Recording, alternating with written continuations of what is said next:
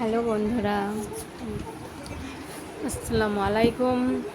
তোমরা সব ভালো আছো গো দাদা দিদিরা? এই দেখো, আমার এই বোর্ডটা খারাপ হয়ে গিয়েছিলো, টেবিল বোর্ডটা। তারপর আমি ওকে বললাম, ছোটো ছেলেটাকে বললাম যে তো সেজব্বার সাথে বোর্ডটা ঠিক করে নিয়ে আয়।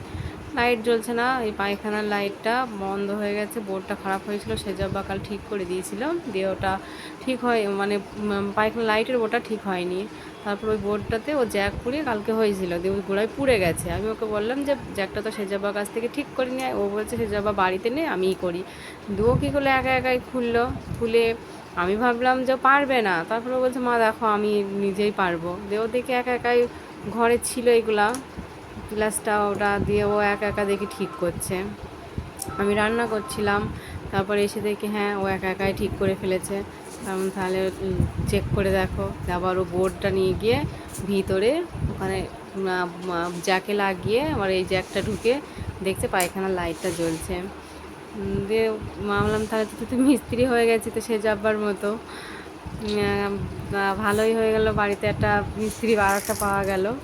লোক কী করলো, চেক করে দেখে দেবো সে যাব্বা এসছে। আমি বললাম দেখো তোমার মতো মিস্ত্রি হয়ে গেছে। বলছি কী করে? আমি বলছি যে একটা তোমার কাছে নিয়ে গিয়েছিলো, ঠিক আছে তুমি বাড়ি ছিলে না, একা একাই ঠিক করলো।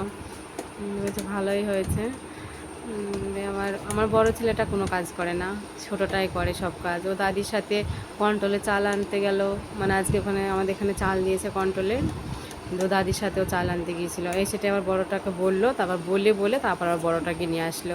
মানে ও দাদির সাথে টুকটাক সব কাজই আমার ছোটো ছেলেটাই করে, বড়ো ছেলেটা কোনো কাজই করে না। বন্ধুরা, তাহলে এই পর্যন্তই আজকের এই ভিডিওটা।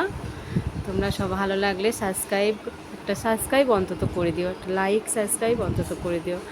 আমার চ্যানেলটাকে ভালোবেসে একটা সাবস্ক্রাইব করে দিও বন্ধুরা। খুদা হাফেজ, টাটা।